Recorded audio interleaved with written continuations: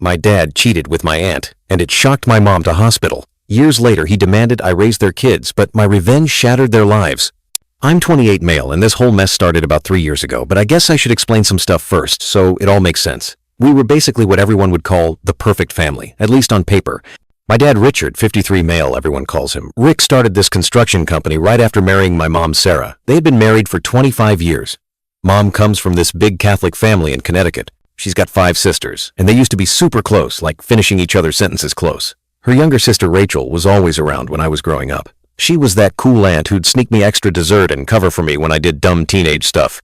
We lived in this nice house in Lexington, like not mega rich or anything, but comfortable. Dad's business really took off when I was around 10, and suddenly we were living pretty good. Family vacations to Disney World every other year, new cars, that kind of thing. Mom was super involved with church stuff and ran these big charity events that everyone in town knew about. Aunt Rachel taught kindergarten at the local elementary school, and all the parents loved her because she was so good with the kids. Every single Sunday, no matter what, we'd have these massive family dinners. Like, everyone had to be there unless you were literally in the hospital. Dad would fire up his fancy grill, the one he spent way too much money on but wouldn't admit it, and all my aunts would bring their special dishes. Rachel always made this amazing mac and cheese that everyone fought over. I remember this one Sunday, maybe 6 months before everything went down, when my cousin Tommy, Rachel's kid, made some joke about how his mom was always texting someone these days. Rachel got super weird about it and said it was just work stuff. Dad knocked over his drink right after that. I didn't get the signs back then, but the day it all blew up is burned into my brain forever. It was our annual Memorial Day barbecue. Everyone was there, all my aunts, uncles, cousins, even some neighbors.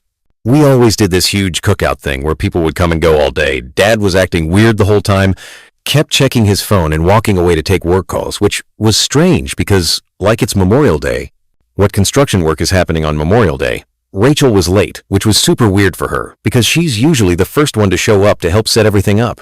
When she finally got there, she was all flustered, saying there was traffic on Memorial Day in our suburb. Sure. She put her phone down on the table to help carry some food out, and that's when it happened. My cousin Tommy, who was 16 at the time, grabbed what he thought was his phone. They had the same blue iPhone case. He was going to show his girlfriend some TikTok or whatever, but when he opened it, man, there they were. Hundreds of messages between my dad and Rachel. Not just normal messages, either like explicit stuff, pictures, plans to meet up. Messages about how they were meant to be together and how they'd figure out a way to tell everyone soon. Tommy just lost it, started screaming at his mom right there in the backyard. Everyone came running to see what was wrong, and he just held up the phone and started reading messages out loud. I've never seen anything like what happened next. My cousins were yelling. My aunts were crying. My uncle Mark, Rachel's husband, looked like he was going to throw up. I just stood there frozen, watching this nightmare unfold in real time. I didn't ever think my dad would go this far. I mean, he and my mom had been my rock, my safety net, the one thing I thought I could always count on. But now my hands were trembling so badly, I had to shove them in my pockets, and this strange, detached feeling washed over me, like I was watching someone else's family fall apart on a TV screen rather than witnessing my own world. Crumble? The worst part wasn't even the screaming or crying. It was those few seconds of dead silence after Tommy finished reading the last message. Then Rachel let out this sound. Something between a laugh and a sob, and everything just exploded. That's when it hit me, really hit me deep in my gut. Our family was never going to be the same after this moment. Some things you just can't put back together once they break. And my mom just stood there like completely frozen. She had this plate of potato salad in her hands, and she just kept holding it, staring at nothing, while Rachel tried to grab the phone from Tommy. The potato salad just slowly slid off the plate, and nobody even moved to clean it up. That's what I remember most clearly. This glob of potato salad just sitting there in the grass while my entire family imploded. Dad tried to say it wasn't what it looked like. Classic right. But then Rachel started crying and saying they didn't mean for it to happen. They just fell in love and didn't know how to tell anyone. Rachel even had the audacity to say right in front of everyone, including Mom, that she and Dad had a real connection a long time ago that just couldn't be denied. I still remember the sound Mom made. It wasn't even really a cry or a scream, just this weird gasping noise like someone had just pushed her underwater. Then she just turned around, walked inside, went to her room and locked the door. We didn't know it then, but that was pretty much the last time she'd be herself for a long time. The barbecue obviously ended right there. Everyone left, except for my mom's oldest sister, Mary, who stayed to try to talk to Mom through the door. Dad packed a bag and left to give everyone space to process things. Rachel ran out crying with Tommy screaming after her, and I just sat on our back porch for hours staring at that stupid potato salad on the ground trying to understand how my whole life had just fallen apart in the space of like 15 minutes. The next few days after the barbecue were just weird, like this strange limbo where nobody knew what to do.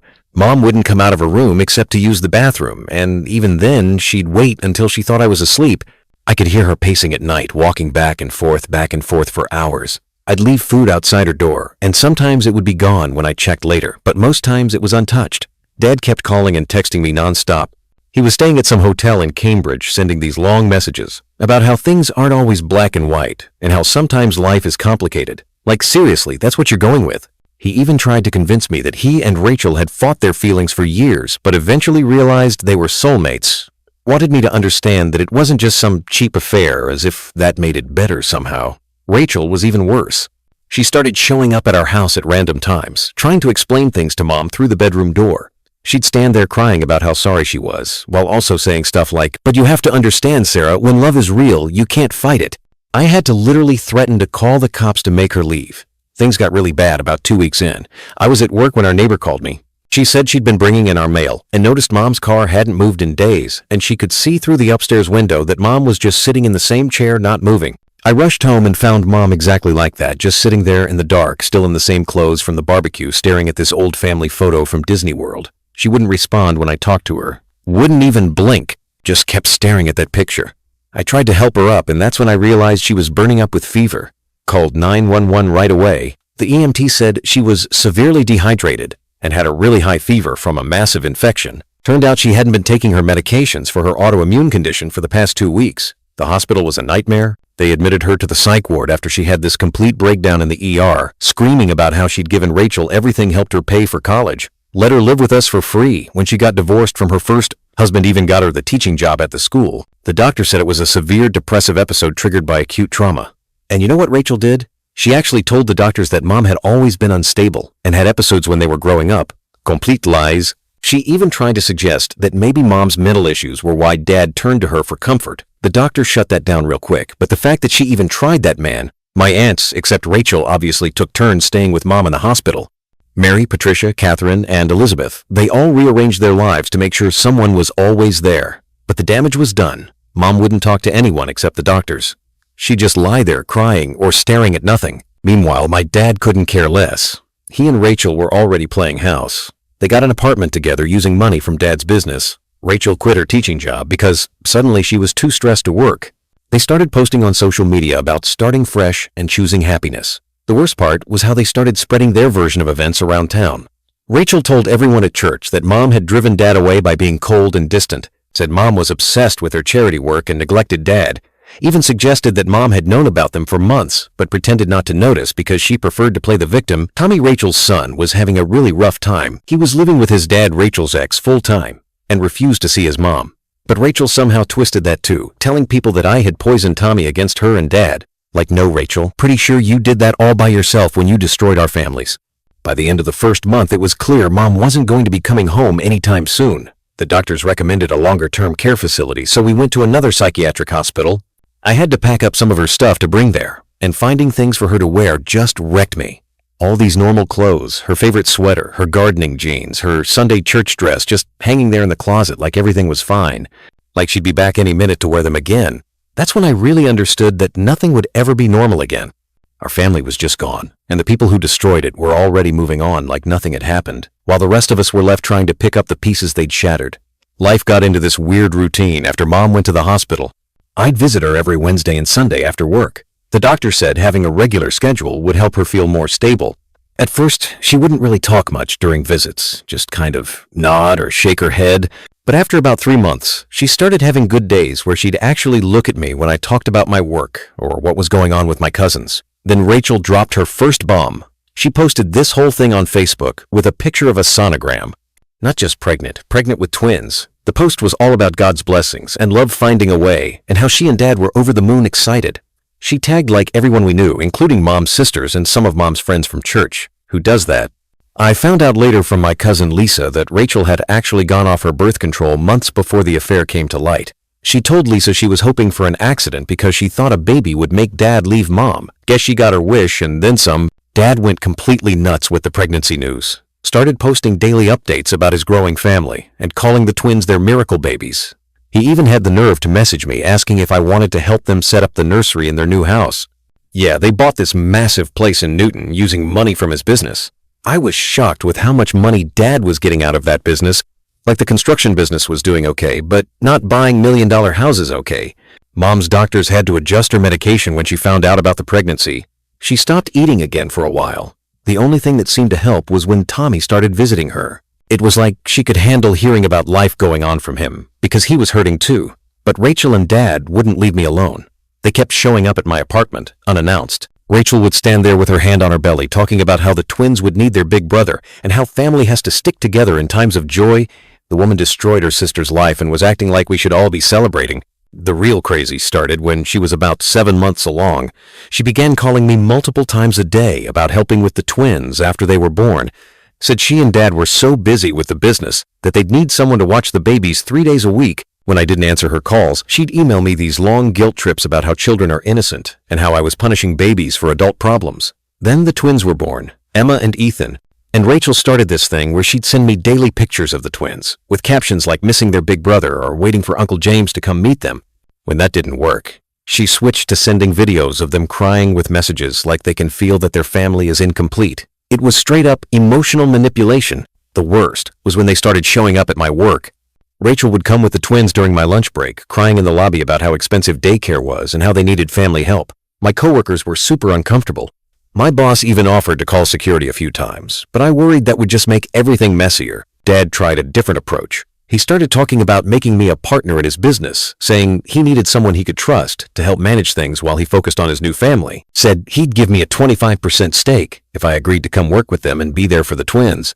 Looking back, that offer makes me laugh now, considering what I know about the business. They even recruited people to pressure me. Rachel would tell people at church that I was refusing to acknowledge my own siblings and that I was letting jealousy poison my relationship with innocent children. Some church ladies actually came to my apartment to counsel me about forgiveness and family obligations.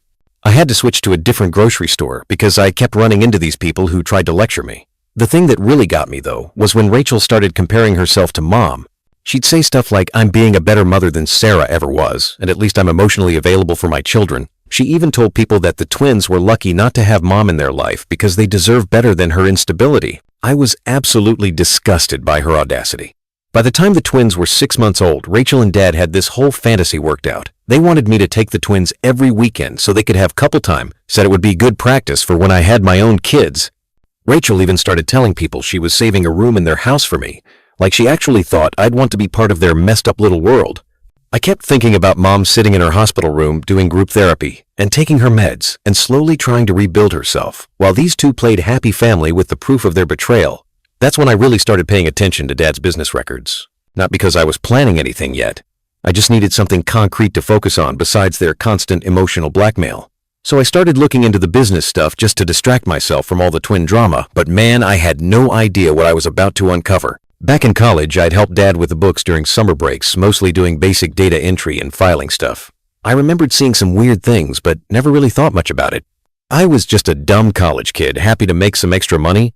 But now, looking at everything with fresh eyes, things weren't adding up, like literally not adding up. I started noticing these patterns in the invoices. They'd have jobs listed for way more materials than what would actually be needed for that type of project. There were also these weird subcontractor companies that kept showing up in the records. I Googled them and found nothing. Like absolutely nothing. No websites, no business registrations, nothing. But Dad's company was apparently paying them hundreds of thousands of dollars for work. I still had access to most of the company's digital records from when I helped set up their network. Dad never was good with computers, and apparently never bothered to revoke my access. Started downloading everything I could find. Bank statements, invoices, payroll records, everything. The more I dug, the worse it got. Found these super sketchy email chains between Dad and some guy named Steve about running it through the usual channels and keeping the paperwork clean. They were talking about cash payments to workers who definitely weren't legal residents. Dad was paying them way below minimum wage and pocketing the difference between that and what he charged clients. But then I found this spreadsheet buried in some random folder. It was basically a second set of books showing the real numbers versus what was being reported to the IRS. Apparently, Dad had been underreporting income by millions of dollars over the years. He had this whole system of fake companies set up to make it look like he was paying for services and materials, but the money was actually just going back into his own accounts. Remember that fancy house they bought? Yeah, turns out they used some of that hidden cash for the down payment. Rachel's name wasn't even on the deed, probably because Dad knew putting her name on it would make it easier to trace the money. I also found emails between Rachel and Dad from before everything came out, talking about how they could use the business to start their new life. She was actually helping him move money around. Even before she officially started working there were these long email chains about setting up new bank accounts and transferring funds around. The whole time I was finding this stuff, they were still trying to force me to be part of their lives.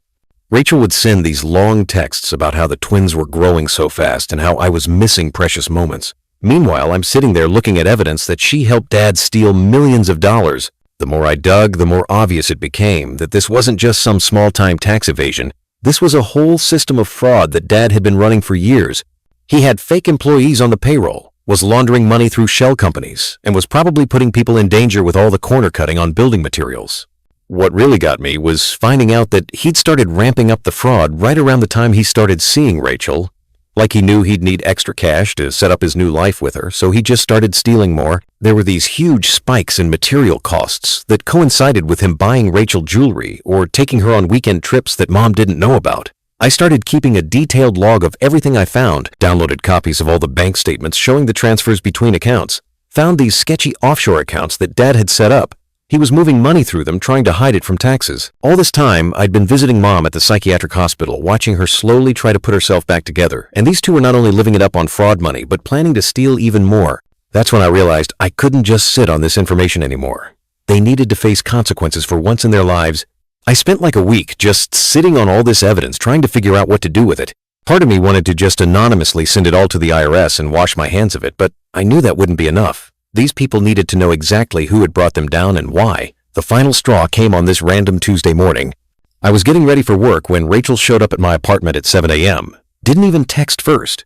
She had the twins with her both crying, and just pushed her way inside as soon as I opened the door. She looked like a mess, hadn't even brushed her hair, and started going on about how their nanny had quit without notice, probably because they weren't paying her properly. Looking back at it now, she needed me to take the twins for the next 3 days, because she and Dad had this super important meeting with potential investors. When I said no, she literally sat down on my couch and refused to leave. Started crying about how they were struggling with the business because nobody wants to help family anymore, and how the twins needed stability.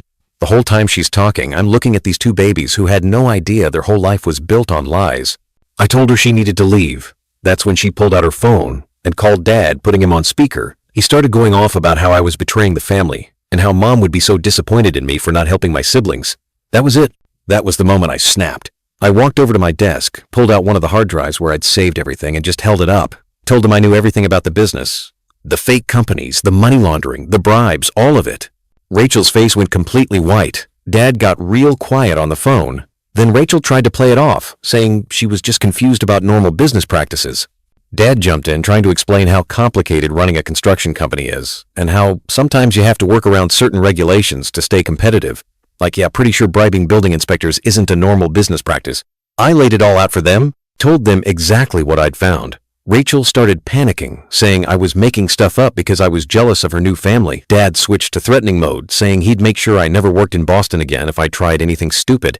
That's when I pulled out my phone and showed them the email I'd already drafted to the IRS Criminal Investigation Division, complete with attachments and a detailed timeline of the fraud. Told them I also had copies of everything saved in multiple places, so even if they tried to destroy evidence, it was too late. Rachel completely lost it. Started screaming about how I was trying to destroy her children's future, how I was evil for wanting to send their father to jail. The twins were crying, probably scared by all the yelling. She grabbed them and ran out, still screaming about how I was going to regret this. Dad kept calling and texting for hours after that. First trying to reason with me, offering me money to forget what I'd seen. When that didn't work, he switched to threats, said he'd tell everyone I had helped with the fraud, that I'd gone along with everything for years. But I had proof that I hadn't been involved in the company since those summer jobs in college. I waited until exactly 9 a.m. When the IRS offices opened, sent the email with everything I had. I made sure to detail how I discovered it and my limited involvement years ago, just in case Dad tried to drag me into it. Then I called my Aunt Mary, told her everything. She conference called all my other aunts, except Rachel, obviously. They were shocked about the fraud, but not exactly surprised. Apparently they'd all wondered how Dad and Rachel were affording their lifestyle. The next few days were intense. The IRS responded pretty quickly, wanting to set up an interview. I got a lawyer just to be safe, even though I hadn't done anything wrong. Dad and Rachel both tried to contact me through every possible channel, even sending people from church to my apartment. I blocked their numbers, but they kept making new email accounts to contact me. Rachel even made fake social media profiles to try to message me. They went from begging to threatening to guilt-tripping, sometimes all in the same message. That night I went to visit Mom, didn't tell her what I'd done yet. Her doctor said she wasn't ready for that kind of stress, but for the first time in ages, she actually smiled at me when I walked in, like somehow she knew things were finally going to change. Things moved way faster than I expected after I sent that email to the IRS. Like I figured it would take months or even years for anything to happen, but nope. Within 2 weeks, IRS criminal investigators were interviewing everyone who'd ever worked for Dad's company. The first sign that things were really going down was when Dad's main office got raided. My friend Mike works at the coffee shop across the street and sent me a video of agents carrying out boxes of files. Dad apparently tried to play it cool, telling everyone it was just a routine audit, but then they started seizing computers and phones, and even Rachel's fancy car got towed away. The investigators found way more stuff than I even knew about.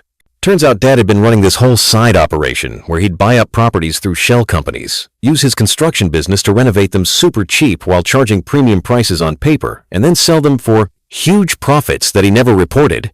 The whole thing started falling apart when one of Dad's foremen decided to cooperate with the investigation. This guy Tony had been keeping his own records of all the shady stuff going on, probably as insurance. He had details about the cash payments to undocumented workers, the kickbacks from suppliers, everything. Dad's lawyer must have told him how serious it was getting, because he actually tried to flee, like literally tried to run. He booked tickets to Mexico for himself, Rachel and the twins. The feds picked them up at Logan Airport. Rachel was screaming so loud they had to clear out part of the terminal. The local news got footage of them being led away in handcuffs, while some airport employee held the crying twins. That's when all their fancy friends started disappearing. All those people from church who'd been harassing me about family loyalty suddenly couldn't remember ever supporting Dad and Rachel. The country club canceled their membership. Their neighbors started a petition to protect property values by forcing them to sell their house. Rachel's involvement came out during the investigation too. She'd been writing checks to herself from the company accounts, claiming they were for consulting services, but actually using the money to buy designer stuff and pay for fancy hotels where she and Dad would meet up during their affair. She'd even used company money to pay for fertility treatments when they were trying to get pregnant with the twins. The prosecutors offered Dad a deal 5 years if he cooperated and helped them track down all the money. His lawyer probably told him to take it because he signed the agreement pretty quick. Rachel wasn't included in the deal though, since she tried to destroy evidence after the investigation started. She deleted a bunch of emails and tried to shred documents, not realizing the feds already had copies of everything. Social services got involved because of the twins. They placed them temporarily with Rachel's ex-husband and his new wife, since they already had experience raising her kid, Tommy. Rachel completely lost it when she found out Dad's construction company obviously went under.